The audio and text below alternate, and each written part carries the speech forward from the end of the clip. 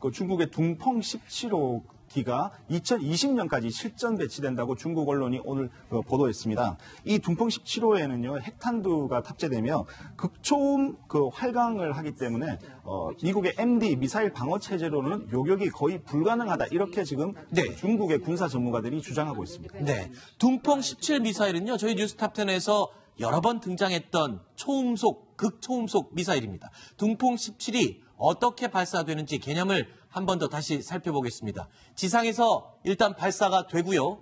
발사가 돼서 대기권 밖으로 나갔다가 탄두가 분리됩니다. 그런데 이 탄두가 굉장히 독특하죠. 탄두라고 하기에는 좀 특이합니다.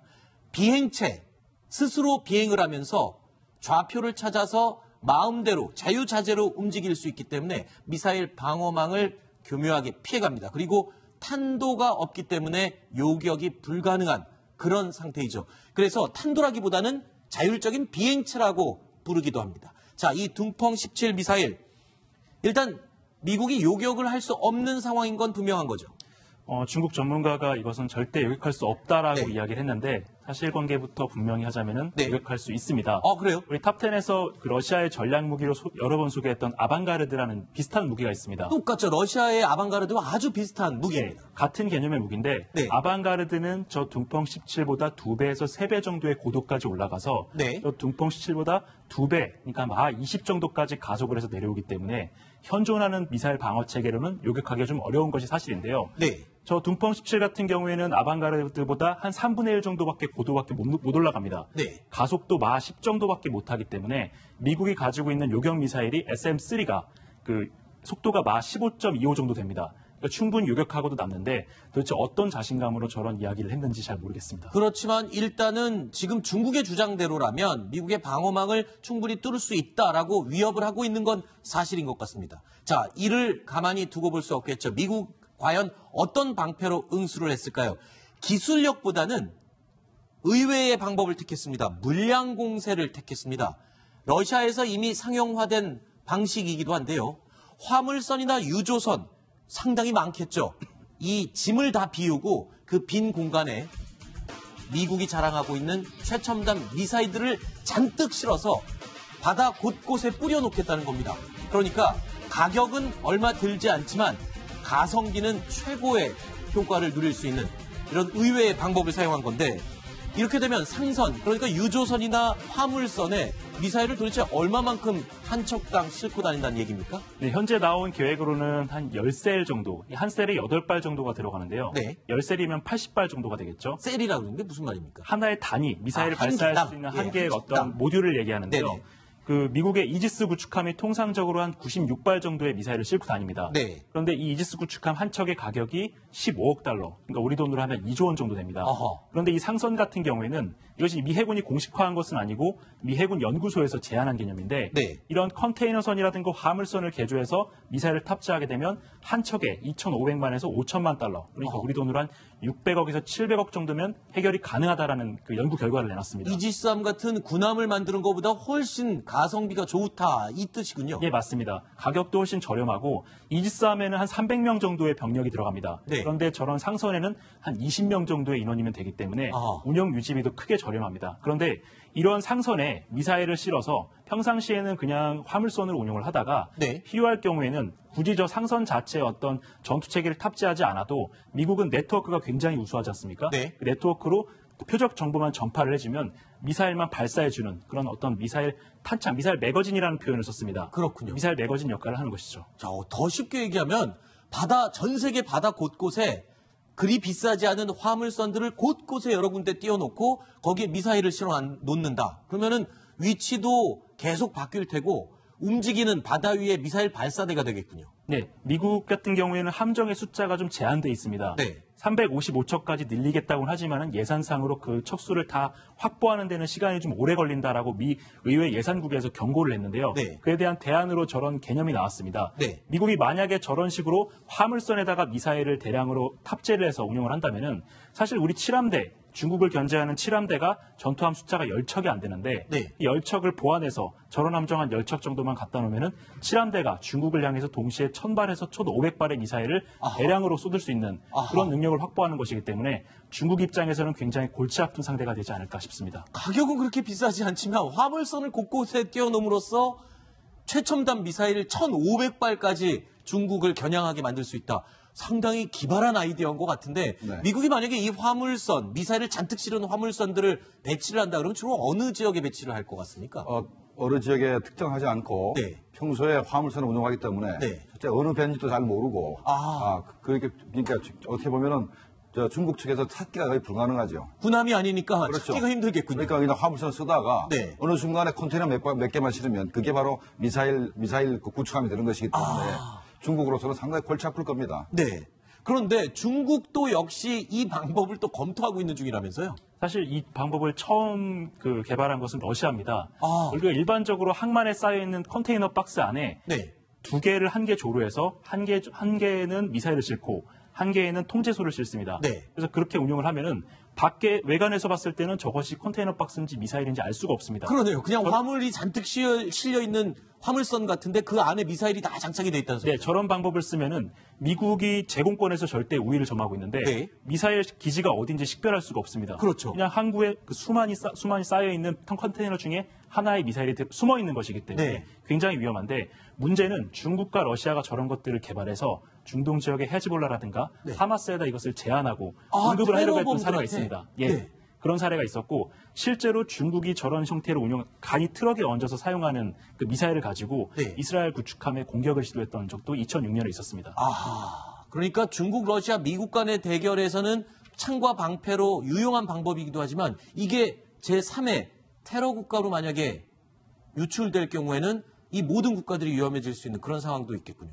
그래서 제가 볼 때는 이 중국이나 미국, 러시아 이 3개국이 바로 컨테이너를 위장해서 미사일을 발사하는 미사일을 이렇게 숨기는 그런 그 무기는 스스로 자제하도록 협정을 맺는 필요가 있다고 생각이 되고 이것이 이제 테러 단체에 갔을 때 도대체 전 세계가 마음을 편히 살 수가 없는 겁니다. 그러네요. 더군다나 이 미사일 자체가 재래식탄뿐만 아니라 핵탄도 실을 수 있기 때문에 아마 핵공포에 우리가 눌려서 할 수 있는 것이고 합니다. 그다음에 또 하나는 앞으로는 컨테이너가 거기에 화물이 실렸는지 아니면 거기에 미사일이 실렸는지 모르기 때문에 아마도 자유무역에도 상당한 제약이 있을 겁니다. 더군다나 한국같이 이렇게 무역으로 먹고 사는 나라 같은 경우는 우리 컨테이너가 전부 다 이렇게 엑스레이 지금도 검색을 하고 있습니다만은 검색 시간이 상당히 길어질 겁니다. 그러면 우리한테 상당히 그 제약이 있으니까 아마도 이 3개국이 협정을 맺어가지고 그런 행동을 안 했으면 좋겠습니다. 그러니까 이 중국, 러시아, 미국의 군비 경쟁이 그들만의 경쟁이 아니라 다른 전 세계 국가들의 손해 또는 피해를 끼치게 되는 이 악순환을 겪을 수도 있는 그런 상황이군요. 비행체 스스로 비행을 하면서 좌표를 찾아서 마음대로 자유자재로 움직일 수 있기 때문에 미사일 방어망을 교묘하게 피해갑니다. 그리고 탄도가 없기 때문에 요격이 불가능한 그런 상태이죠. 그래서 탄도라기보다는 자율적인 비행체라고 부르기도 합니다. 자, 이 둥펑 17 미사일 일단 미국이 요격을 할 수 없는 상황인 건 분명한 거죠. 중국 전문가가 이것은 절대 요격할 수 없다라고 이야기를 했는데 사실관계부터 분명히 하자면은 요격할 수 있습니다. 그래요? 우리 탑10에서 그 러시아의 전략 무기로 여러 번 소개했던 아방가르드라는 비슷한 무기가 있습니다. 똑같죠. 러시아의 아방가르드와 아주 비슷한 무기입니다. 같은 개념의 무기인데 아방가르드는 저 둥펑 17보다 2배에서 3배 정도의 고도까지 올라가서 저 둥펑 17보다 2배, 그러니까 마 20 정도까지 가속을 해서 내려오기 때문에 현존하는 미사일 방어 체계로는 요격하기가 좀 어려운 것이 사실인데요. 저 둥펑 17 같은 경우에는 아방가르드보다 한 3분의 1 정도밖에 고도밖에 못 올라갑니다. 가속도 마 10 정도밖에 못하기 때문에 미국이 가지고 있는 요격 미사일이 SM-3가 그 속도가 마 15.25 정도 됩니다. 그러니까 충분히 요격하고도 남는데 도대체 어떤 자신감으로 저런 이야기를 했는지 잘 모르겠습니다. 그렇지만 일단은 지금 중국의 주장대로라면 미국의 방어망을 충분히 뚫을 수 있다라고 위협을 하고 있는 건 사실인 것 같습니다. 자, 이를 가만히 두고 볼 수 없겠죠. 미국 과연 어떤 방패로 응수를 했을까요? 기술력보다는 의외의 방법을 택했습니다. 물량 공세를 택했습니다. 러시아에서 이미 상용화된 방식이기도 한데요. 화물선이나 유조선 상당히 많겠죠. 이 짐을 다 비우고 그 빈 공간에 미국이 자랑하고 있는 최첨단 미사일들을 잔뜩 실어서 바다 곳곳에 뿌려놓겠다는 겁니다. 그러니까 가격은 얼마 들지 않지만 가성비는 최고의 효과를 누릴 수 있는 이런 의외의 방법을 사용한 건데 이렇게 되면 상선, 그러니까 유조선이나 화물선에 미사일을 도대체 얼마만큼 한 척당 싣고 다닌다는 얘기입니까? 네, 현재 나온 계획으로는 한 10셀 정도, 한 셀에 8발 정도가 들어가는데요. 네. 10셀이면 80발 정도가 되겠죠. 셀이라고 하는 게 무슨 말입니까? 하나의 단위, 미사일을 발사할 수 있는 한 개의 어떤 모듈을 얘기하는데요. 네네.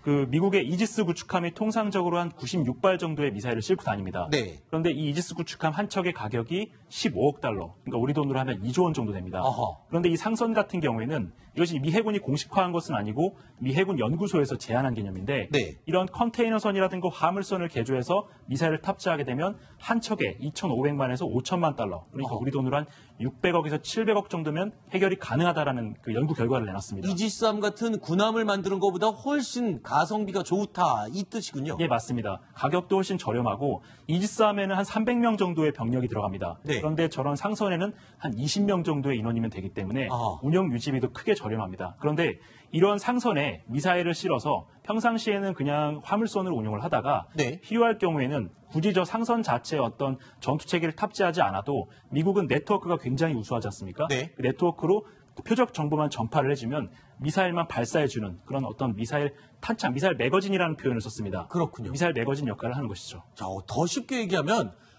전 세계 바다 곳곳에 그리 비싸지 않은 화물선들을 곳곳에 여러 군데 띄워놓고 거기에 미사일을 실어 놓는다. 그러면은 위치도 계속 바뀔 테고 움직이는 바다 위에 미사일 발사대가 되겠군요. 네, 미국 같은 경우에는 함정의 숫자가 좀 제한돼 있습니다. 네. 355척까지 늘리겠다고는 하지만은 예산상으로 그 척수를 다 확보하는 데는 시간이 좀 오래 걸린다라고 미 의회 예산국에서 경고를 했는데요. 네. 그에 대한 대안으로 저런 개념이 나왔습니다. 네. 미국이 만약에 저런 식으로 화물선에다가 미사일을 대량으로 탑재를 해서 운용을 한다면은 사실 우리 7함대 중국을 견제하는 7함대가 전투함 숫자가 10척이 안 되는데 네. 이 10척을 보완해서 저런 함정 한 10척 정도만 갖다 놓으면은 7함대가 중국을 향해서 동시에 1000발에서 1500발의 미사일을 대량으로 쏟을 수 있는 그런 능력을 확보하는 것이기 때문에 중국 입장에서는 굉장히 골치 아픈 상대가 되지 않을까 싶습니다. 가격은 그렇게 비싸지 않지만 화물선을 곳곳에 띄워놓음으로써 최첨단 미사일 1500발까지 중국을 겨냥하게 만들 수 있다. 상당히 기발한 아이디어인 것 같은데 네. 미국이 만약에 이 화물선, 미사일을 잔뜩 실은 화물선들을 배치를 한다 그러면 주로 어느 지역에 배치를 할 것 같습니까? 어느 지역에 특정하지 않고 네. 평소에 화물선을 운영하기 때문에 네. 실제 어느 배인지도 잘 모르고 그러니까 어떻게 보면은 저 중국 측에서 찾기가 거의 불가능하죠. 군함이 아니니까 그렇죠. 찾기가 힘들겠군요. 그러니까 그냥 화물선 쓰다가 네. 어느 순간에 컨테이너 몇 개만 실으면 그게 바로 미사일 그 구축함이 되는 것이기 때문에 중국으로서는 상당히 골치 아플 겁니다. 네. 그런데 중국도 역시 이 방법을 또 검토하고 있는 중이라면서요? 사실 이 방법을 처음 개발한 것은 러시아입니다. 우리가 일반적으로 항만에 쌓여 있는 컨테이너 박스 안에 네. 두 개를 한 개 조로해서 한 개는 미사일을 싣고 한 개에는 통제소를 싣습니다. 네. 그래서 그렇게 운용을 하면은 밖에 외관에서 봤을 때는 저것이 컨테이너 박스인지 미사일인지 알 수가 없습니다. 그러네요. 그냥 화물이 잔뜩 실려 있는 화물선 같은데 그 안에 미사일이 다 장착이 돼 있다는 소리죠. 네, 저런 방법을 쓰면은 미국이 제공권에서 절대 우위를 점하고 있는데 네. 미사일 기지가 어딘지 식별할 수가 없습니다. 그렇죠. 그냥 항구에 그 수만이 쌓여 있는 컨테이너 중에 하나의 미사일이 숨어 있는 것이기 때문에 네. 굉장히 위험한데 문제는 중국과 러시아가 저런 것들을 개발해서 중동 지역의 헤즈볼라라든가 하마스에다 이것을 제한하고 공급을 하려고 했던 사례가 있습니다. 예. 네. 그런 사례가 있었고 실제로 중국이 저런 형태로 간이 트럭에 얹어서 사용하는 그 미사일을 가지고 이스라엘 구축함에 공격을 시도했던 적도 2006년에 있었습니다. 그러니까 중국, 러시아, 미국 간의 대결에서는 창과 방패로 유용한 방법이기도 하지만 이게 제3의 테러 국가로 만약에 유출될 경우에는 이 모든 국가들이 위험해질 수 있는 그런 상황도 있겠군요. 네. 그래서 제가 볼 때는 이 중국이나 미국, 러시아 이 3개국이 바로 컨테이너를 위장해서 미사일을 발사하는 미사일을 이렇게 숨기는 그런 그 무기는 스스로 자제하도록 협정을 맺는 필요가 있다고 생각이 되고 이것이 이제 테러 단체에 갔을 때 도대체 전 세계가 마음을 편히 살 수가 없는 겁니다. 그러네요. 더군다나 이 미사일 자체가 재래식탄뿐만 아니라 핵탄도 실을 수 있기 때문에 아마 핵공포에 우리가 놀려서 할 수 있는 것이고 합니다. 그다음에 또 하나는 앞으로는 컨테이너가 거기에 화물이 실렸는지 아니면 거기에 미사일이 실렸는지 모르기 때문에 아마도 자유무역에도 상당한 제약이 있을 겁니다. 아하. 더군다나 한국같이 이렇게 무역으로 먹고 사는 나라 같은 경우는 네. 우리 컨테이너가 전부 다 이렇게 엑스레이 지금도 검색을 하고 있습니다만 검색 시간이 상당히 길어질 겁니다. 네. 그러면 우리한테 상당히 그 제약이 있으니까 네. 아마도 이 3개국이 협정을 맺어가지고 그런 행동을 안 했으면 좋겠습니다. 그러니까 이 중국, 러시아, 미국의 군비 경쟁이 그들만의 경쟁이 아니라 다른 전 세계 국가들의 손해 또는 피해를 끼치게 되는 이 악순환을 겪을 수도 있는 그런 상황이군요. 알겠습니다. 탑10에서만 만날 수 있는 무기 세계를 짚어봤습니다. 다음 순서 준비되어 있습니다. 오늘 오후에 우리 대한민국을 발칵 뒤집어 놓은 바다 위의 사건입니다. 확인해 보시죠.